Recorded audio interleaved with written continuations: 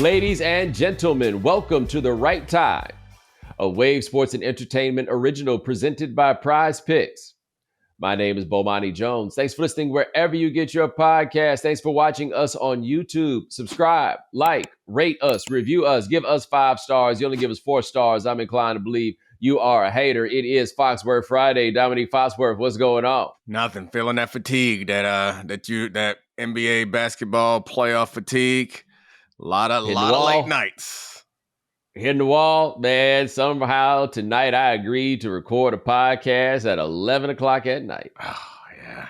I'm familiar. I did one after the last game. Like, these the homies. That's why I say shout out to the homies. The homies is getting a real homie situation here. I got to figure out where I'm going to get this nap in. You know what I'm saying? Like this is like I'm good to take a nap for the second and third quarters of game 1 if I feel like I'm going to need to push through on game 2. Sometimes I'm just going to have to miss the first half of game 2, just getting a quick little jolt, you know what I'm saying, that I can jump in and I can get in on the rest. I feel like we all got to have our own little strategies if we really trying to push it to where we want it to go. We got lucky. So there's a provision in the NBA that a game cannot tip off later than 8:30 local. And so we wound up with a team in the Mountain Time Zone and a team in the Central Time Zone. So that Central Time Zone, that series with both teams in the Central, they can't tip off later than 9:30, right? The Minnesota games in Minnesota, they can't tip off later than 9:30. That's been a godsend, man. That's really been crucial. It's really been helpful. Yeah, the one late night, we had the 10:30 tip, the Denver game. I, like you, agreed to tape a late show, so we taped after that one. Whew. It's tough. And then, I certainly not going to come on here and talk about how being a dad is so tough. There's some challenging things about it. But I will tell you, the morning after, getting these asses up and clean and ready for school, boy. Oh, boy. I was not loving my decisions at that very moment when the 6:30 alarm went off after I taped till like 2 a.m. the night before. I was like, whew, it's going to be tough. Yeah. But see, like me and you, it's a little different, right? Like we call it different lifestyles, Yeah. You know? Like my lifestyle is such that sometimes, man, I might just fall asleep at 10:15. It just all depends on how it's been rolling, what I've been doing, what time I got started, right? It just all depends. Man, I'm going to make this work, though. I'm going to go. I wanted to throw something at you right fast because I wanted to not really complain, right? But like my buddy Lawrence, I know he's listening to the show. He is the hegemony of the NFL really gets on his nerves, right? He just cannot stand the hegemony of the NFL. Just the idea that the NFL dominates everything. And at any time, a year, whatever, we're going to talk about football. We have turned into Canada.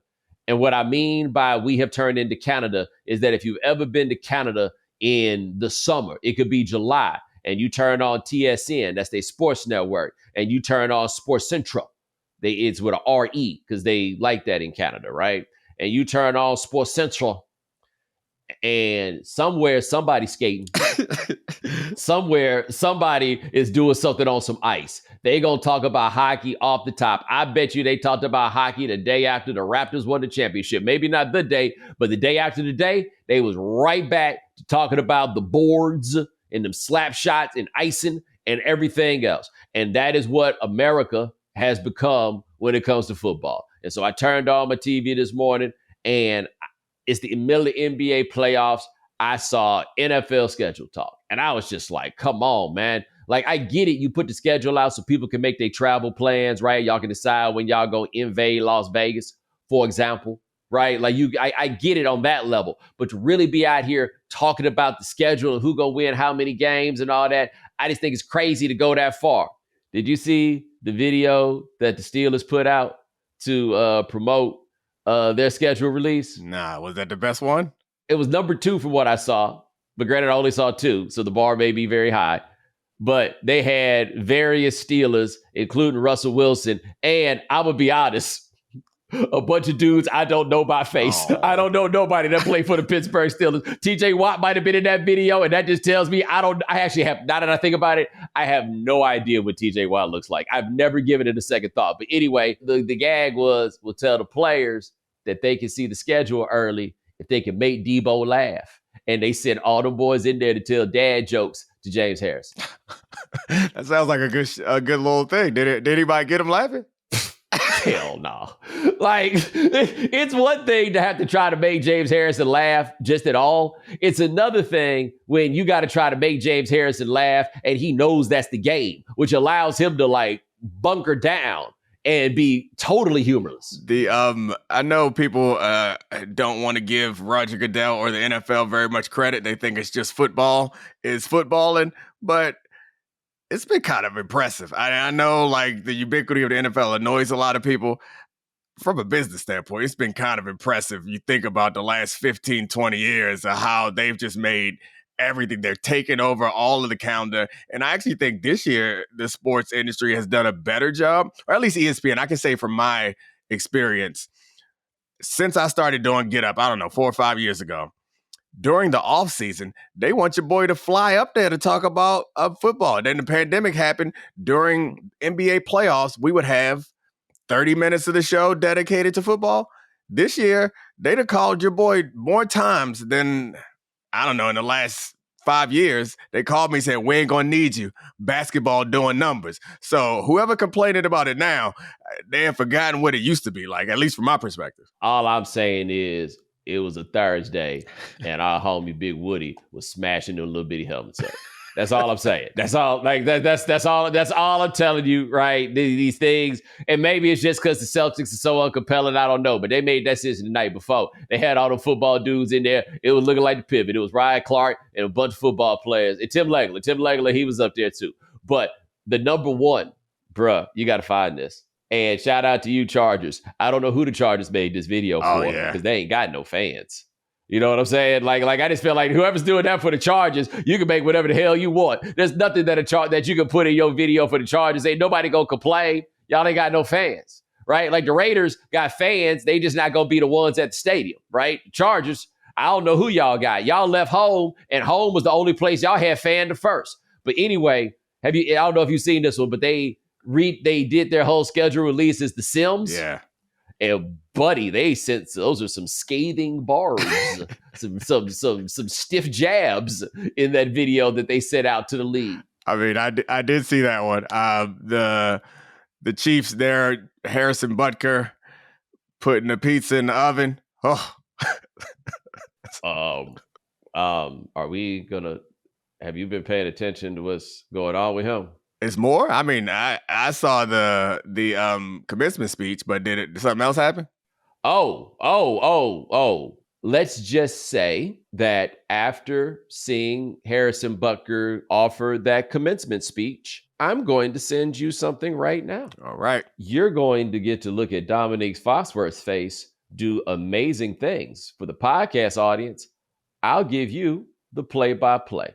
Go ahead and click that link, Domonique. All right. Deadly Sin. Okay. Next one. Oh, there it was. There it was. There it was.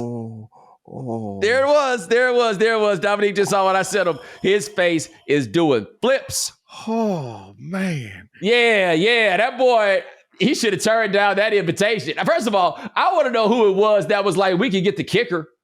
Like who asked Harrison Butker to speak at graduation? There's a lot of schools and not a lot of commencement speakers. So he got a Super Bowl ring, I guess. I don't know. Is he from that area? He the kicker.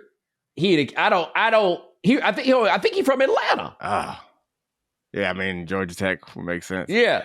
You're still reeling, aren't you? See, the thing is,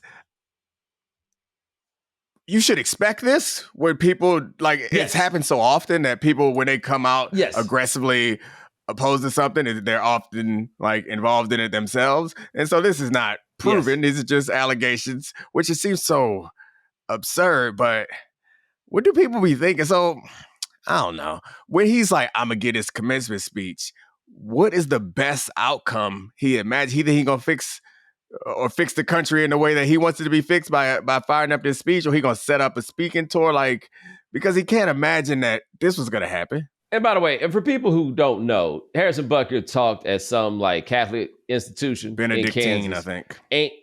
Yeah, and he went the full Leviticus, shall we say, right? Like that's the one that's got the verse that they always use when they want to chastise our gay brothers and sisters. The Leviticus, whatever, right? He went all on that. He went super crazy with women too, right? Like basically keep your ass in the kitchen type of stuff and everything else. I mean, it was so over the top. He went at Pride Month. He hit at every box. Every single box that he could. He went the full conservative. And then after that, people raised some questions as to whether or not this is consistent with his actual life. You didn't see that coming, did you? I did not, but I did at the same time. It's one of those things that is shocking but not surprising. Like, you know? Yes. So, I mean, who cares what he does? No, you only care after he does this. Right, which is... I'm not in a position after hearing the excerpts from his speech to want to feel sorry for him, but this makes me feel sorry for him. True or not, he gonna have a tough go after that. Yeah. Like this is the reaction to the action. I ain't gonna lie, I expected this beef to stretch out a little bit longer and give us just a little bit more to talk about. Yo, Domonique, I gotta give you credit. You are a sage, my brother. You called this last week. Yep. Tom Brady came out and had to acknowledge, the roast was kind of tough on the kids. I wouldn't do it again. Obviously, I've made plenty of dumb decisions in my life, but I like to be able to defend the dumb decisions that I've made by saying that it was not obvious how it was going to hurt. Like the bad decision was obvious afterwards, but like that, you know what I mean? It's like a stove is hot situation. So like, I get it. You like, hey, I'm gonna shoot this mid-range jumper, it get blocked. But it was reasonable to assume that I could make this mid-range jumper. This man was like, I'm gonna shoot a full court shot. What could go wrong? Like, there's 20 seconds left on the clock, Tom. What are you doing? Like, you don't need to do that. You don't need the money. I think I heard some people suggesting that the reason for him doing this was to help in his broadcast career to like humble him some. Because we only know him and like introduce some personality and change the way we perceive him, because we've always known him as like superstar GOAT quarterback that is kind of untouchable. And this was a step to take to be like, look, I'm just one of the guys watching the game. Why? There's so many other ways to do that. And also, I don't understand why you need to do that. I'm fine with watching superstar GOAT talk about the game. If I want to watch the game with my homies that make fun of each other, I will do that. So I don't get it. And then the obvious thing that you're referencing, because a bunch of people sent it to me also, was Tom regrets it because it hurt his kids. You're goddamn right it hurt your kids. They teenagers and people talk about fucking their mom on a damn stage. Like, what are you talking about? That is so wild. You're surprised? That is so wild. You're surprised? That is so wild. Look, it's hard enough. We talk about this in other contexts and with people that we just know, but having to find mama is difficult. For some reason, I had never really thought about what it is. Not only is your mama like fine for the block, right? Fine for the neighborhood, fine in your city. Your mama is one name fine. Your mama is made hundreds of millions of dollars off being foreign. Like, it's rough enough already. They was out here trying to pretend, now, bruh. And she with the ninja, right? Yeah, the ninja trainer? He's a jiu-jitsu instructor.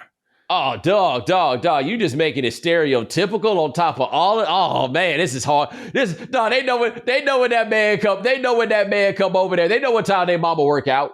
You know what I'm saying? They know what time they mama work out, and they know that motherfucker be there way later than that. And then you gonna have them do this on television. It's hard enough, right? It's hard enough. There are, obviously, we want equality, and but there are some obvious differences in gender and the way that we talk about and look at women and men in this society. So much so that there's a whole meme in our life about yo mama jokes. Like, that's a whole thing. Yes. They're not your daddy jokes that do not exist. You just had, right. You go to school and people make your mama jokes. I don't know if they do that anymore, but it's like a thing that happened. People make fun of each other. Like kids do that. That's what kids do. How you gonna get professional comedians to just write all these jokes and hand them to the entire damn school on TikTok and Twitter and everything? That's essentially what you did, was you just hired professional writers to write your mama jokes to the whole school. About your kids, mama. And divorce is hard on families, and it's particularly hard on kids. They just, for 3.5 hours, just poked at a damn divorce that them kids probably just figuring out that it ain't their fault, because kids are dumb that way. They think it's their fault. And now I guess maybe you could say that it's one thing you did good for them, because they clearly made clear that it was Tom's fault, not the kid's fault, or the jiu-jitsu instructor's fault, but not the kid's fault. But damn, that shit is obvious and brutal and stupid. Let me tell you this about that jiu-jitsu instructor, because he got a son, right? Uh-huh. Like with Giselle, they got a son? I think so, yeah. They got 2 kids, right? Okay. I think, or 3. Yeah, I that jiu-jitsu instructor need to like give back, earn his keep, pay it forward, and teach that boy how to fight. No, he need to get, for real, man. Because that boy gonna have to teach that boy how to fight. He gonna have to fight. Yeah, but I mean, look, he got to at least offer to teach that boy how to fight. Because there's got to be, look, that boy gonna need to, he gonna have to fight somebody after this. Somebody gonna take this too far, and it's gonna be, kids do still fight, right? I assume so. Yeah, they got to. Okay. Just check. Well, I mean, jiu-jitsu, I don't. But he got to learn. He got to fight. I don't like, want to. I just know. I know it's going to come up. I don't want to disparage the art of jiu-jitsu. He might have to fight Kevin Hart. Wasn't Kevin Hart on the stage? He might be able to do that. Was anybody else he might be able to take? I mean, he's Tom Brady's son, so he's probably pretty big. I mean, he could probably whoop a lot of their asses. That's what I'm saying. Yeah. He probably whoop a lot of the non-football Yeah, the problem players. is, though, Kevin Hart, you could tell.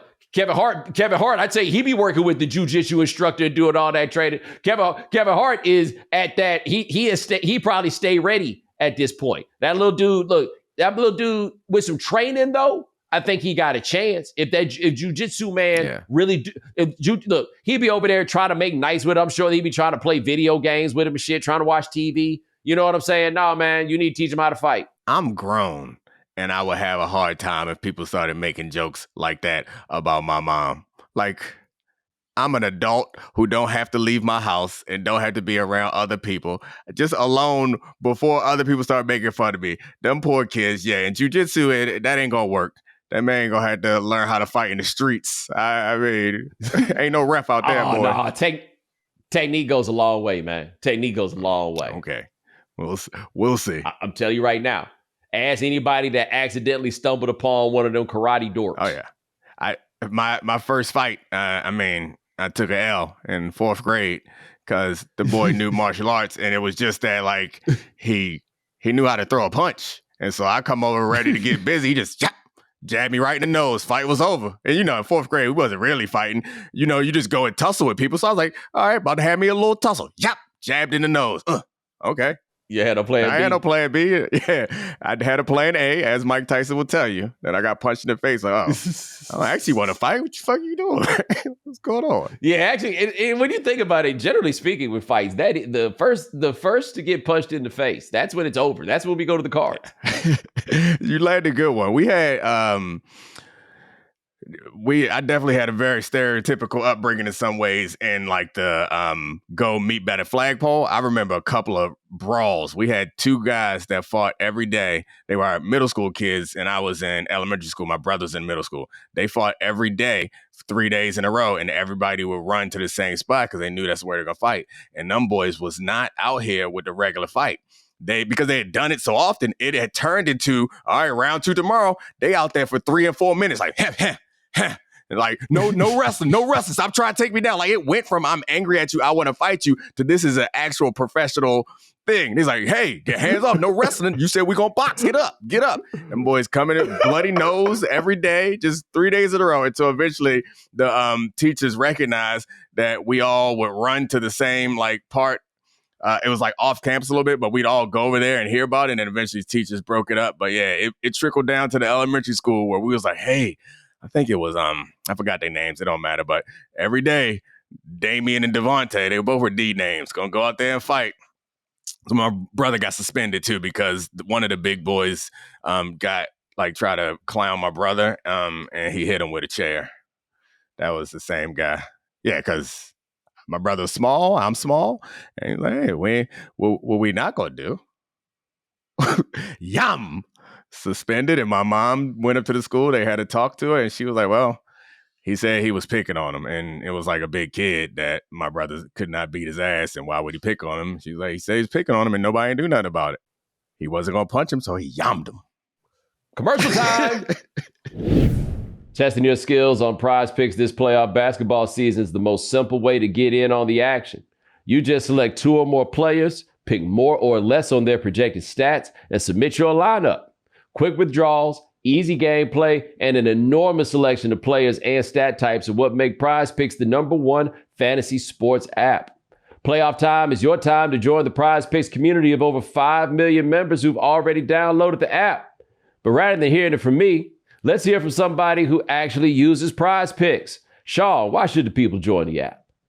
Well, Bomani, I personally love all the options Prize Picks gives me for the games in the playoffs, from, point totals to steals, blocks. You really, you can make a pick about anything and anyone. And this playoff season, the star players mean more on Prize Picks. So keep an eye out for a starred player on the board, and you can receive up to, I think it's like 13% payout boost. And if they're winning on your lineup, that's the best way to make your picks. That's why I love making picks on guys like Anthony Edwards, Nikola Jokic, and, even Jalen Brunson. All right, you heard it straight from the source. So make sure you go to prizepicks.com/Bomani and use code Bomani for a first deposit match up to $100. That's prizepicks.com/Bomani. Prize Picks, daily fantasy sports made easy.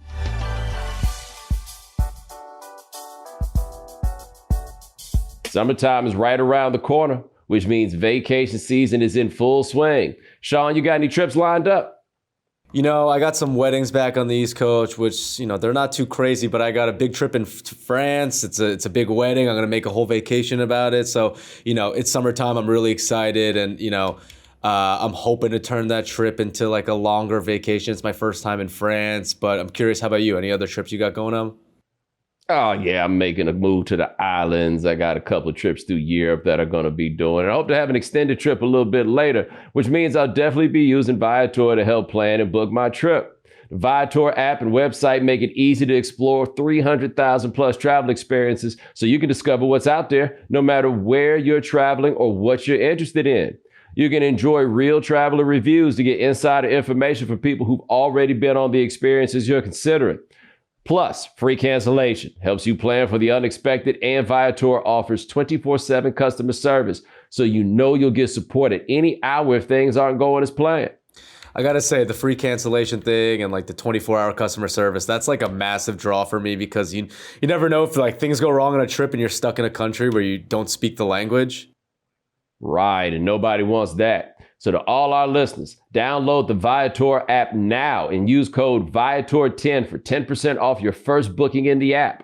Find the perfect travel experiences for you. Do more with Viator. All right, Domonique, it doesn't seem to be official, but we're starting to get the word leaking out that it's possible that inside the NBA, it might be a wrap on that. I was thinking about it. I was watching, as that word started trickling out, I was watching the Pacers and the Knicks, and they were showing all the people that were courtside for the game, and they showed David Zaslav, who runs Warner Brothers Discovery, and I'm like, oh, brother, that's the man you want to throw your popcorn at. If the inside the NBA going away, like I don't fully understand how the money works, right? I don't know any of these things, but dude, this would stink. Because as much as the idea is, even so, Ernie Johnson stays at Turner. Okay. The question is, does Charles come to wherever it is? Because Charles is the engine that makes this thing go. Every broadcasting operation has a personality to it. Okay. And NBC's personality is the 100% opposite of Charles Barkley. However, they don't really got a choice, man. You got to do it. Like, I think the NBA, there's so many things that add to like the value proposition for basketball, especially when you have a long season. They need that show. Like, need is the wrong word. The NBA is not going to collapse without that show, but that show has become a big part and a big connection point. I assume that the ratings are impacted by the game ratings are impacted by that show. And in a time in sports media where it seems like there are only a couple things that actually pull people, like obviously everyone's recognized that we're going away from like linear television where y'all just leave ESPN on all day and we got to fill up the airwaves with talking heads, so there's value. Now we're at a place where people have to actually go click your shit. Like, ain't nobody going to go click to turn on nothing but Charles Barkley. And I think it matters. I think he matters. I think that show matters. And I think the NBA better do whatever it can. Because I think it's worth, obviously, or not obviously, but presumably they're not going to go back to TNT. But I think it's worth going back to TNT for slightly less money for what that means, what that show means. So it's a weird thing to be in those big level negotiations to be talking about, but what are we going to do with this studio show? Yeah, y'all got to find somewhere to keep that show. So I think the show can exist as it does because of a fairly unique set of conditions and circumstances. But this is the one that I think that gets lost, which is TNT is on cable for a channel that itself, I would argue, doesn't really have a brand / personality, right? Like TNT by and large is showing you old movies. They got a few original shows that they come up with. But if you were to, they had like the We Love Drama or whatever else. But like, I don't think of TNT as having like a clear and distinct personality. But the reason I bring that up is what Inside the NBA became, and when it's really cash money is post game in the playoffs, right? Like that's when you really get your money's worth out of that show.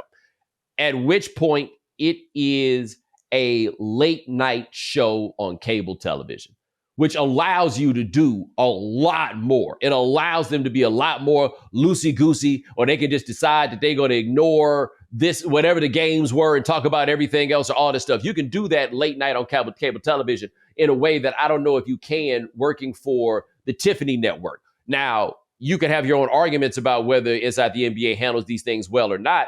But like with something like George Floyd, for example, happens or whatever it else, and they like, we ain't going to talk about basketball. We're going to get out here and talk about the world. You think NBC got the stomach for that? Because I don't. I don't. Right. So like, I think it is easier. I think people think it's easier than it is just to port something over from one network to another one. Like these networks, they not just, we put whatever it is on television. They're not just going to decide, okay, TNT people, we're going to let you do whatever it is that you want if you bring them over here. Maybe Amazon does, right? Like maybe they bring it over to Amazon and Amazon allows for something like that. But even then, I'm not sure how many people are willing to do what TNT did, which is to say, we're going to let Charles Barkley steer the ship, and we're just going to cross our fingers and hope that nobody notices some of the things that he says. You think you can get over on NBC or even on Amazon, talk about them big women in San Antonio? Like, we let that slide. But no, we'll see. It would hurt to go. I don't want to get too deep into it until we know what exactly will be going on. Yeah. But yeah, no, NBC was a great broadcast partner for the NBA and in that era of the world, in that era of broadcast. And to me, the personality of the NBA is much more of a outlawish, sort of loosey-goosey, like countercultural sort of thing, which is just the exact opposite of NBC. And what they broadcast. I mean, they could go CBS and get even further away from it, but yeah, it does seem like it, and maybe that's partially about like TNT and the partners that they've had have changed that, because it wasn't that way when we were younger. I don't feel like the NBA didn't feel like that much of a like cool kids club, like now the NBA is like the cool league. The NFL is like, everybody, whatever, that's corny. Everybody like the NFL, but the NBA like, hey, I'm cool. I watch basketball, but is you can't be that MB on NBC. Correct. Change gears right quick. The Caitlin Clark experience has begun. Game 1 involved 10 turnovers. And this is, hey, man, the pros are the pros are the pros. No matter where you go, and that league is harder to crack than any other league happens to be. And I think we talked about this before. She gonna get everybody's best effort, boy.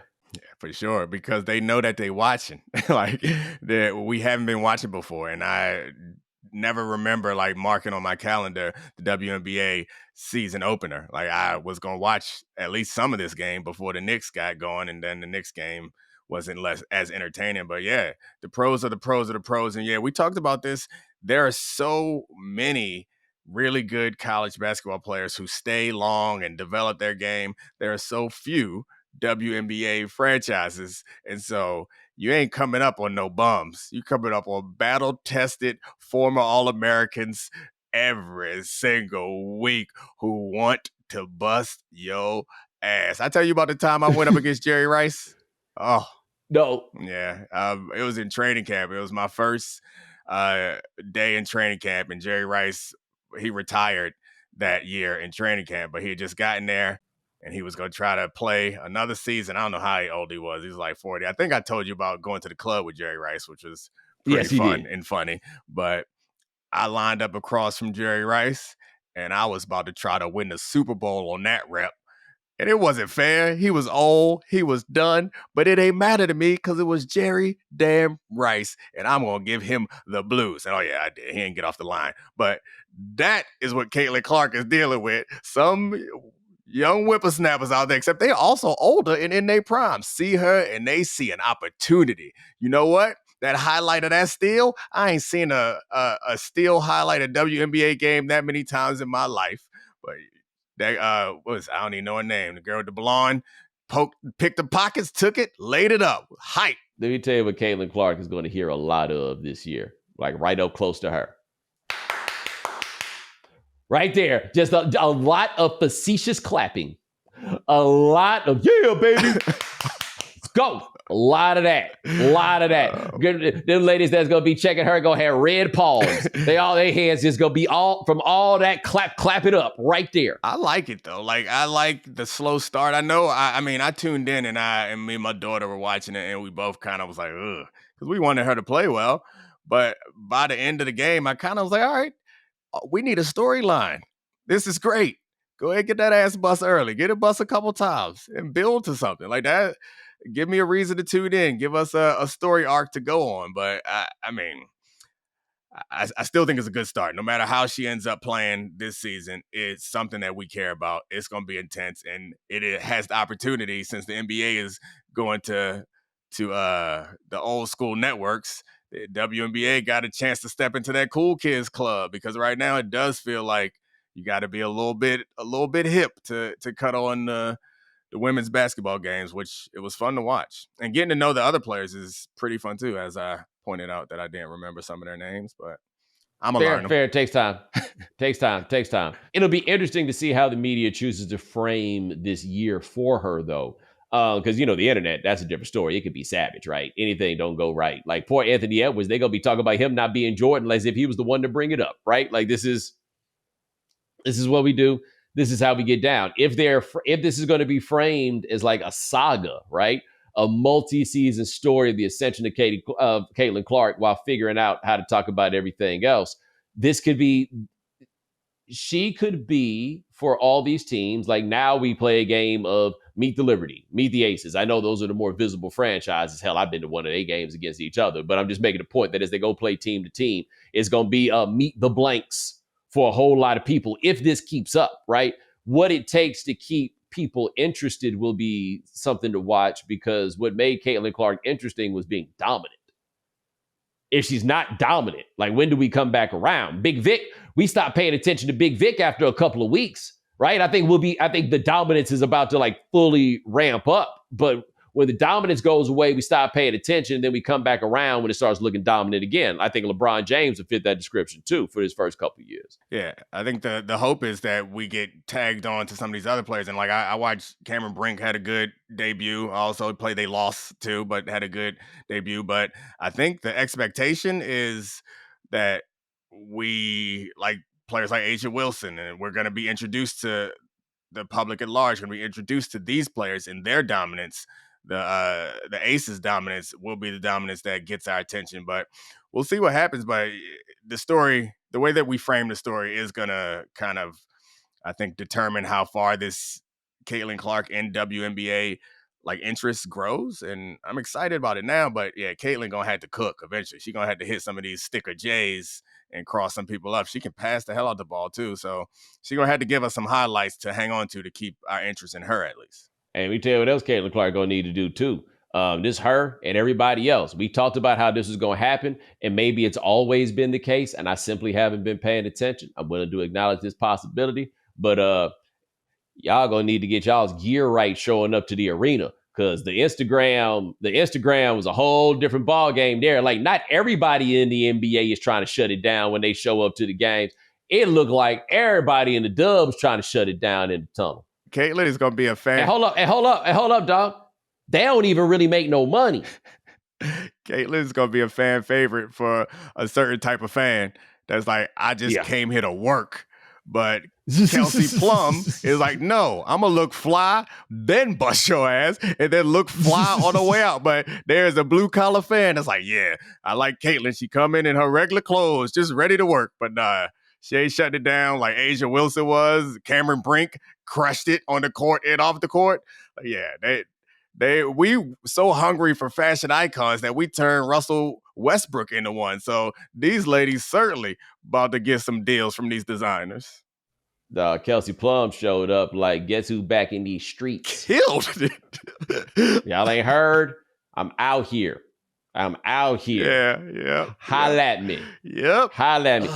The WNBA also gets another level of it too. Like, I saw a picture of Asia Wilson. I couldn't tell if it was new or old, but they got the bag game is different for them too, right? Like, they got there's whole different levels of stunting that they could decide to do, and it seems entirely likely a different level of competition amongst the players themselves. The bag game is the guys brought the bags out too, but I guess they got a different level of bag game.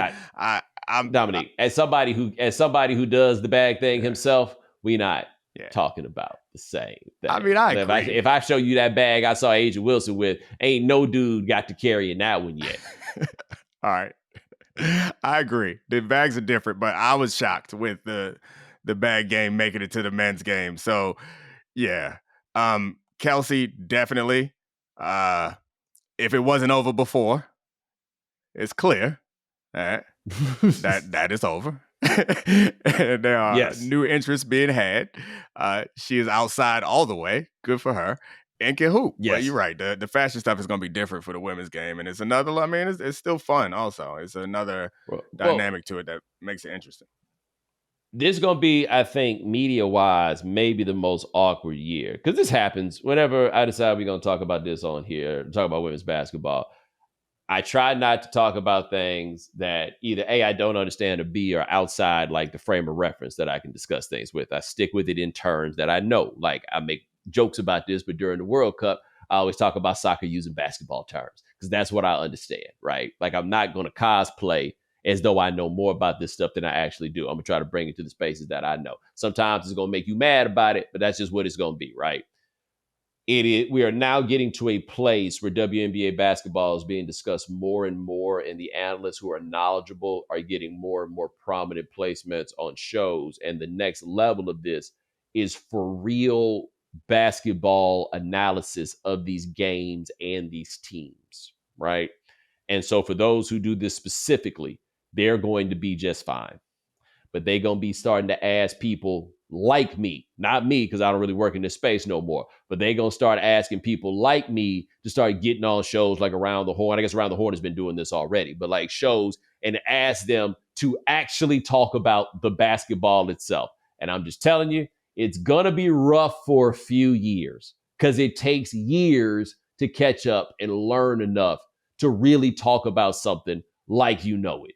It's going to know who all the people are. And it's going to take a while. And I will ask kindly that the women's basketball watching faithful be better than you currently are and cut some people some slack, because you are some counterproductive people. I'm just telling you right now, it's going to be rough. People who are in earnest, trying their best, are going to get a lot of stuff wrong. And y'all being jerks ain't going to help. Yeah. But the thing is that they don't care. I think the people who love but they do. They don't care. That they should, but they don't. No, I think they don't care. Because your point is about like, this is growing it and it's fine. We'll all get around. We'll learn it. Like, this is healthy for the game. The players want it to happen. Mm-hmm. The players, the coaches, the executives want it to happen. But the people who have been fans of it are like, man, I get it. It's annoying.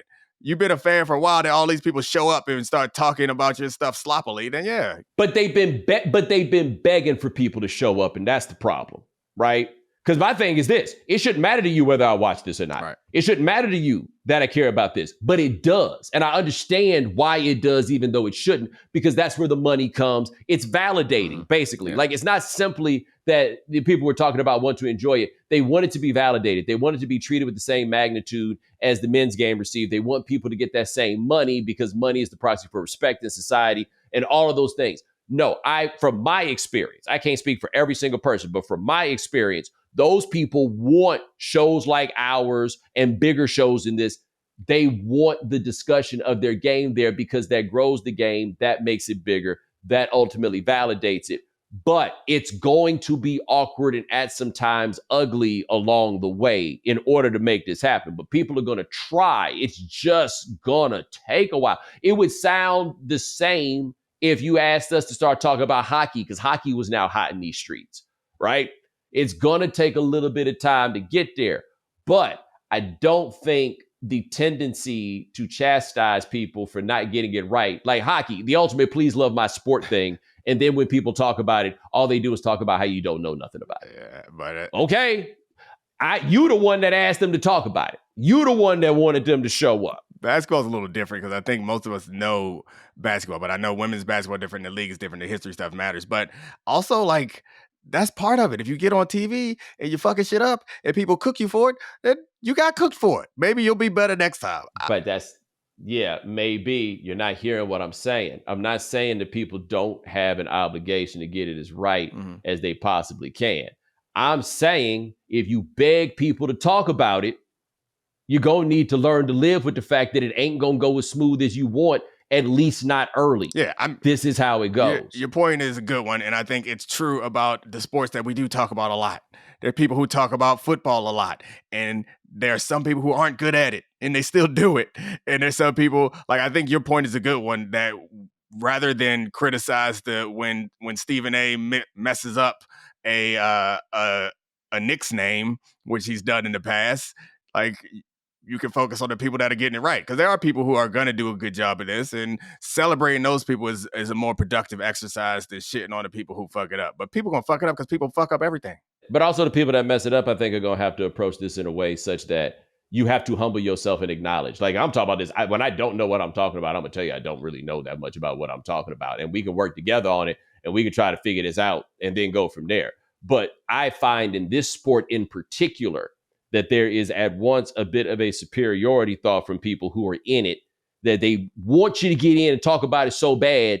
And then when you do, or try to talk about it in the ways that you can, get on you for not knowing it as well as they want, not understand it. Hey, man, it's something going on in sports every day, and it's only 24 hours. This just got to a place where you got to be able to talk about it well enough to get on television about it. Or to talk about it on the radio, whatever else. Like, this is a brand new thing. Before, it was really like, I got but so much time to allocate. Like these playoff games, I can't really tell you what's going on with Cleveland and Boston right now, because it ain't but so many hours of the day, and I made the call. This one don't matter. I know how this is going in. You know what I mean? Yep. Like, this is how it goes. There's NBA teams I ain't watched play for 20 years. I learned that about the Sacramento Kings last year. Like, that's how this goes.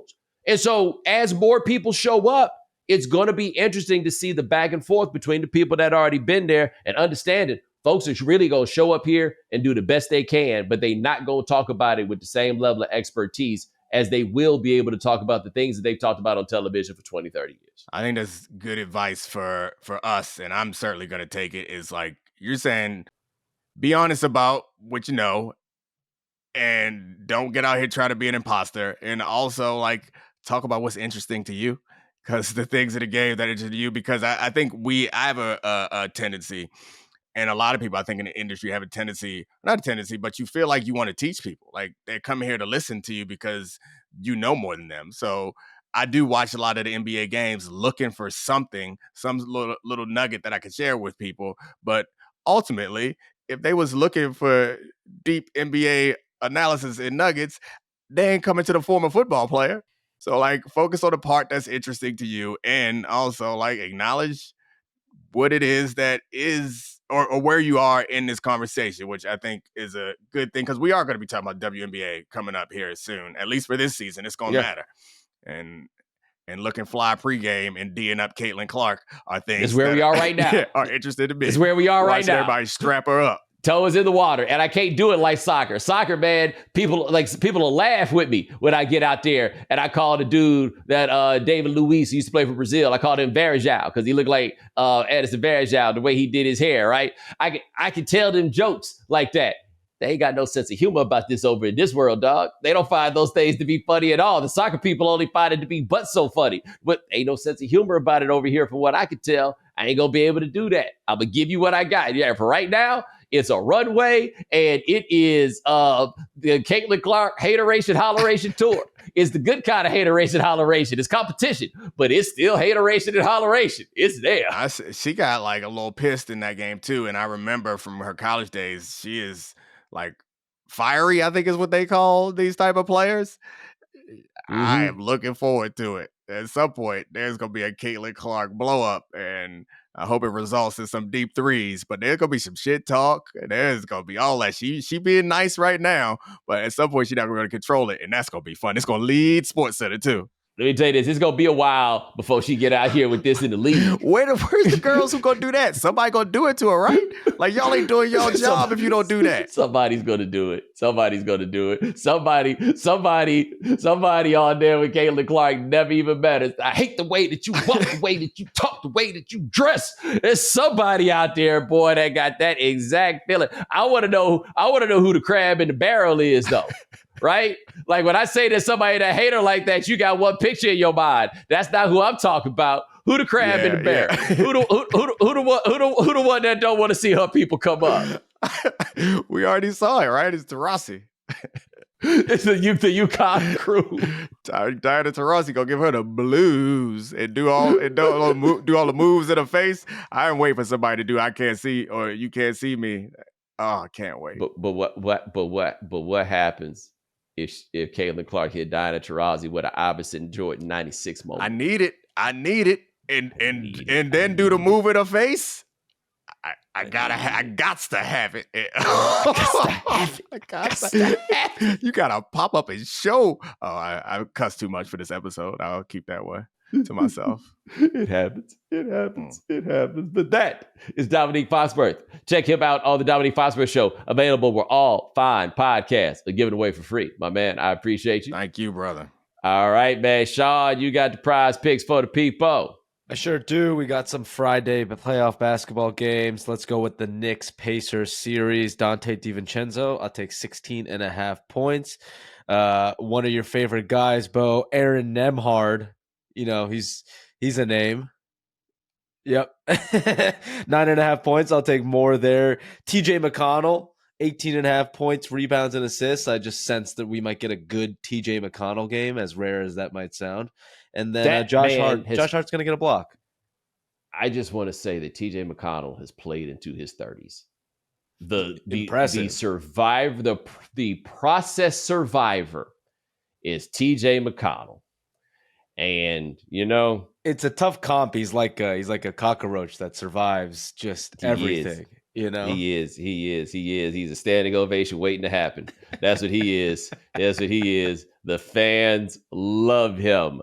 But hey, ladies and gentlemen, thanks so much for joining us here on The Right Time. Hit our voicemail line, 323-596-7767. 323-596-7767. Ask me anything this week. Sean, you handles everything behind the scenes. Thank you, sir. Remember, follow The Right Time. Subscribe, like, rate us, review us. Oh, before I forget, we got a new episode up of our hip-hop series, Great Albums of the Year 1994. Illmatic has dropped on YouTube. Check out our video on Illmatic on YouTube. Subscribe, like, rate us, review us, give us 5 stars. You only give us 4 stars. I'm inclined to believe you are a hater. And we'll talk to you guys in a couple of days. Take it easy.